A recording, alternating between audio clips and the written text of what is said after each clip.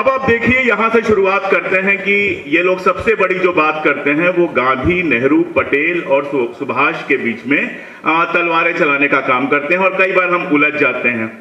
एक सीधा सा मैं आपको जवाब देता हूं।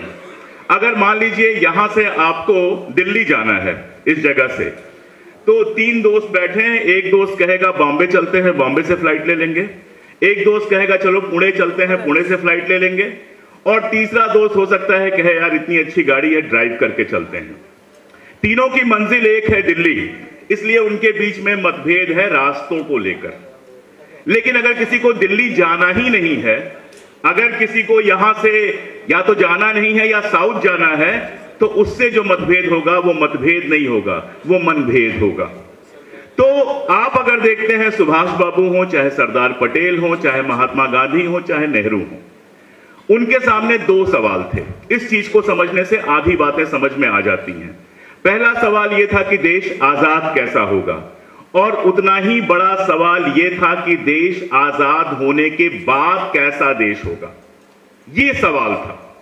अब जिन लोगों ने यह सपना देखा, यह ख्वाब देखा कि देश आजाद होने के बाद एक ऐसा डेमोक्रेटिक देश होगा जहां सबको सारे अधिकार मिलेंगे, जहां सब मिलजुल के रहेंगे और हर व्यक्ति को एक नागरिक का सम्मान, 1 पर्सन 1 वोट की जब बात होती है, आप देखिए यूरोप में लंबी लड़ाई चली इस बात के लिए कि महिलाओं को वोट का अधिकार दिया जाए, गरीबों को वोट का अधिकार दिया जाए। लेकिन हिंदुस्तान में 1947 में आपको आजादी मिलती है, 48 में संविधान लागू होता है और आपको हर व्यक्ति को, हिंदुस्तान के हर नागरिक को, चाहे वो किसी मजहब का हो, चाहे किसी जेंडर का हो, चाहे उसके पास जमीन हो या ना हो, अधिकार दिया जाता है वोट देने का। इसका मतलब यह था कि उनका तसव्वुर यह था कि इस तरह का हिंदुस्तान बने जहां हर आदमी एक तरह का रह पाए। ये इसी को हम लोग कहते हैं आइडिया ऑफ इंडिया।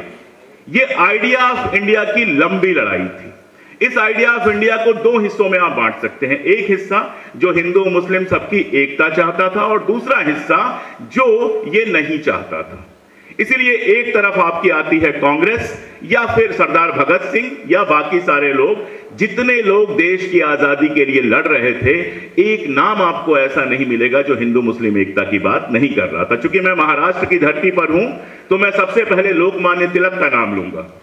1916 में लखनऊ में एक कॉन्फ्रेंस हुई जिसमें मुस्लिम लीग और कांग्रेस दोनों शामिल होते हैं।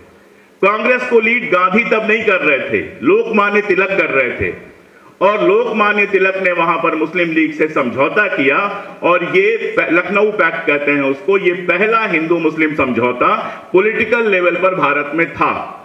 जब वो समझौता कर रहे थे तो हिंदू महासभा के लोग कह रहे थे कि वो गलत कर रहे हैं। तो लोकमान्य तिलक ने एक बात कही थी।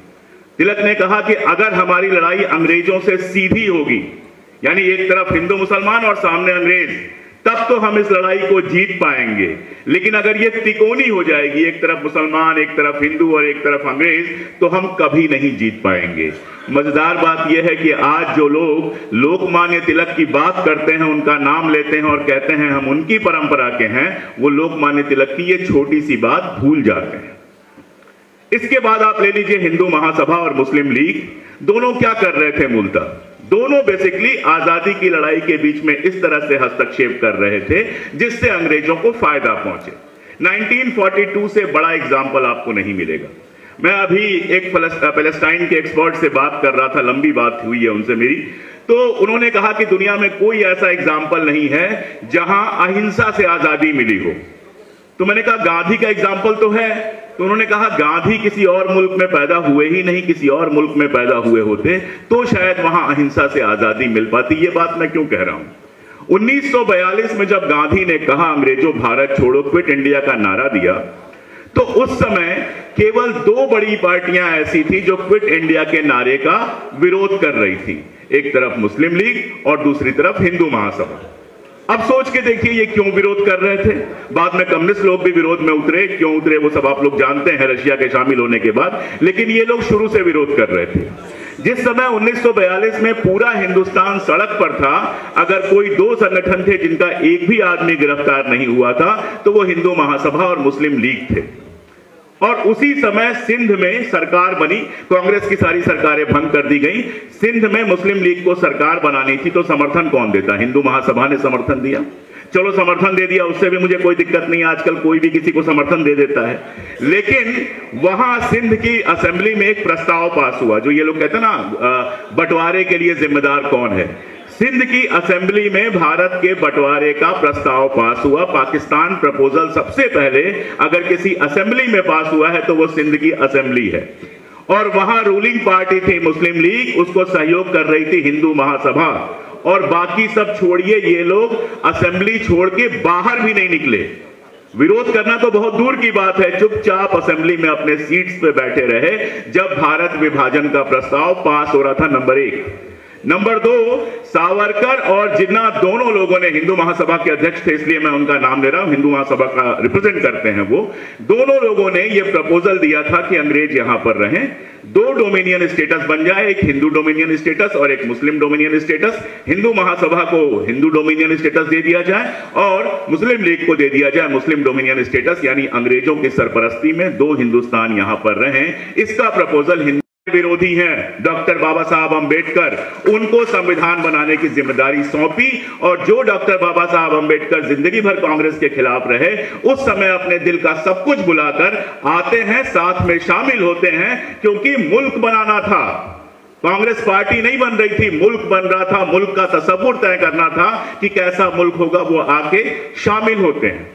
श्यामा प्रसाद मुखर्जी, जिन्होंने आजादी की लड़ाई में कभी हिस्सा नहीं लिया था, जो बंगाल में मंत्री थे और अंग्रेजों को यह सलाह दे रहे थे कि 1942 में कांग्रेसियों को किस तरह से बर्बाद किया जाए, दमन किया जाए, उनको भी मिनिस्टर बनाया। क्या थी निगाह? ये थी कि पहले की बातें सब खत्म हो गई, अब हम आजाद हो गए हैं, हम सब मिलजुल के चले। लेकिन इन्होंने क्या किया? इन्होंने गांधी को मार दिया, और उसके बाद कश्मीर का मसला कश्मीर लगातार श्यामा प्रसाद मुखर्जी उठाना शुरू करते हैं, लगातार उठाते रहे, क्योंकि गांधी हत्या के बाद हिंदुस्तान में इनका कोई सुनने वाला नहीं रह गया था। पूरा कश्मीर का मसला क्या है, मैं बहुत शार्ट में समझाने की आपको कोशिश करूंगा, पूरी पिक्चर आपके सामने मैं रख देता हूं। 15 अगस्त 1947 पर आप ले चलिए।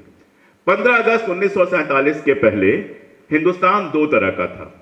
एक हिंदुस्तान जिस पर अंग्रेज डायरेक्ट रूल करते थे, और एक जहां राजे, रजवाड़े, सुल्तान, निजाम, ये सारे लोग होते थे। ये आप लोग जानते हैं, महाराष्ट्र में कई सारे राजे रजवाड़े थे। अब राजे रजवाड़ों से यह कहा गया कि आपके पास 3 या पाकिस्तान से मिल जाइए या आजाद रहिए।